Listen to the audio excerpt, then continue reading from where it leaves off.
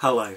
I love Super Nintendo. I eat, sleep and live everything SNES. Super Nintendo.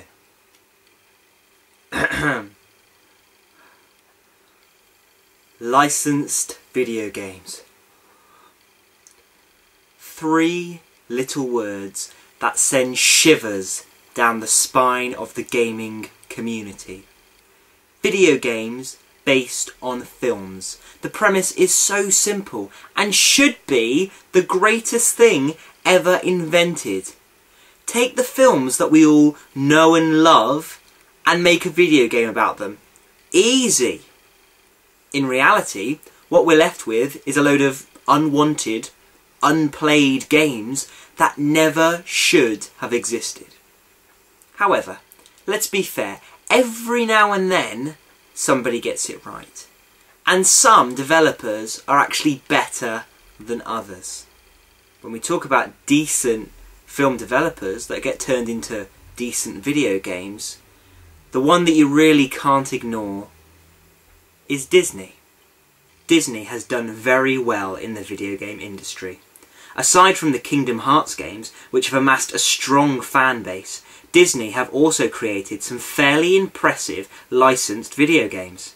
So today, we're going to focus on one of them to see how they stack up to the usual drivel associated with movie-based video games. Introducing Disney's Aladdin on the Super Nintendo.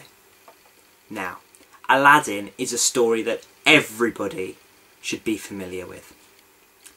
It depicts the story of a poor boy and his pet monkey who find themselves a magical lamp with a genie inside it and then discover that they can have basically whatever they want. Now, in true Disney fashion, it turns out that it's not the wealth that any person is worth, but actually the person inside that counts. Moving stuff.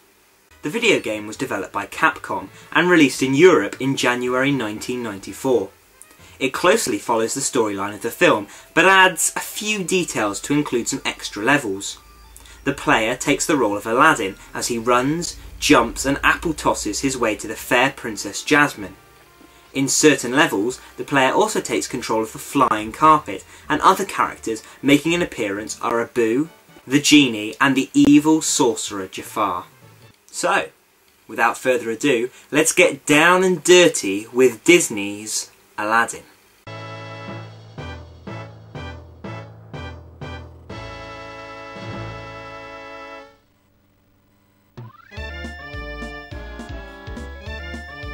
The game looks absolutely stunning. The colours are bright, cheerful and typically Disney. Each of the characters is well crafted and acts individually in association with the film. Aladdin's main attacks are an apple throw which stuns enemies, and he also jumps on enemies' heads, very video game-esque. In each level, Aladdin is joined by Abu, who follows Aladdin closely and celebrates the success at each of the ends of the levels by eating an apple. Bless him. Oh, how cute. Wait! He's eating my apples! And where is he keeping them? He isn't wearing anything. Actually, no, never mind. Moving on. The game is very Disney, and as a result of that, it's a fun game. Disney's Aladdin doesn't take itself too seriously, allowing the player, whether they be child or adult, to kick back and enjoy a good gaming experience. It's nice and fun, and it will kill half an hour without too much thought or consideration. The story of the video game sticks closely to the film and only deviates a couple of times to add some extra levels that were never featured in the film. Ironically, these extra levels are in fact the most fun. The first set of extra levels sees Aladdin and Abu drawn into the genie's lamp, where the player must traverse a variety of genie balloons, genie tongues and genie spring boxes. This is done to a catchy variation of the Friend Like Me song from the film. The second set of extra levels take place after Aladdin is banished to the end of the earth by Jafar. On the way back to Agrabah via the magic carpet, Abu falls off and lands in a tomb or pyramid or something. Aladdin must fight the sand bats, spike traps and guards to save his small simian friend. For those of you who love to find every single hidden thing in any one game, Aladdin has a fair amount of hidden stuff. From extra lives and continues, there are also red gems hidden among the green ones. Find enough of them and you get an alternate ending to the game. Also, in certain levels there are also scarab beetles hidden. Collect a scarab beetle and at the end of the level you get a bonus game where you can win extra lives and continues. Yes, okay, this game is aimed at kids. However, are kids so utterly rubbish at video games that this game needed to be so ridiculously easy? There is no challenge whatsoever. Okay, so you may die every now and then, however, it's really not gonna matter. Every 100 green gems gives you an extra heart in your life meter. Extra lives are usually just lying around the levels, and the scarab bonus levels give you far too much stuff. Plus, there is a password system as well, which, if I'm honest, I've never had to use. There are a number of end-of-level bad guys, but they are far too easy to offer any kind of challenge at all. If this game takes you longer than 40 minutes to complete, then I'd be surprised. In a way, that's really the beauty of the game. After all, sometimes you just need some mindless entertainment to kill 40 minutes. But imagine paying full price for this game back in 1994 and being utterly disappointed less than an hour later. It's not like there are any difficulty settings, and although there is replayability in unlocking the alternate ending, from what I've heard it's not that impressive, so you probably won't bother. Also, about halfway through the game, there is a bonus level where you ride the magic carpet above Agrabah, collecting as many green gems as you can. Why? What's the point? Why would you want to collect as many gems as you can? It makes a game with no challenge even less challenging.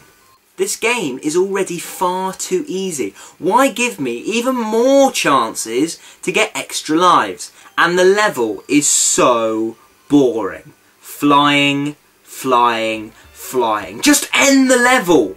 It's almost like the developers realised they'd made a really short, easy game and decided to span it out a bit longer by sticking this level in the middle. There's no point. I should be allowed to skip it. I don't want to play this bonus level. I don't need a bonus level. I've already got 53 lives and 87 continues. Why would I possibly need any more? Disney's Aladdin on the Super Nintendo is far too easy. The enemies present no challenge whatsoever, you're given too many lives, and generally it just ruins an otherwise great gaming experience. The graphics are gorgeous, the soundtrack is amazing, and generally it's a really fun game. Now, granted, this game is based towards children, so you have to forgive it a little bit for the easy difficulty setting. However, it would have been nice to have a choice of different difficulty settings for if adults wanted to play, because other than that, it's a really great game. Now, shortly after the release of Disney's Aladdin on the Super Nintendo, Disney rights to video games were bought by Virgin Interactive, who brought a very different style of game to their Disney's game. But that's to come. Back to Disney's Aladdin then on the Super Nintendo, and it scores a very impressive, but far too easy, 80%. Well, it's time for another sporting video game review next time, as we celebrate the Rugby World Cup 2011 by looking at the only rugby game released on the Super Nintendo. So, make sure you come back in a couple of weeks to catch it, and until then, keep on snezzing.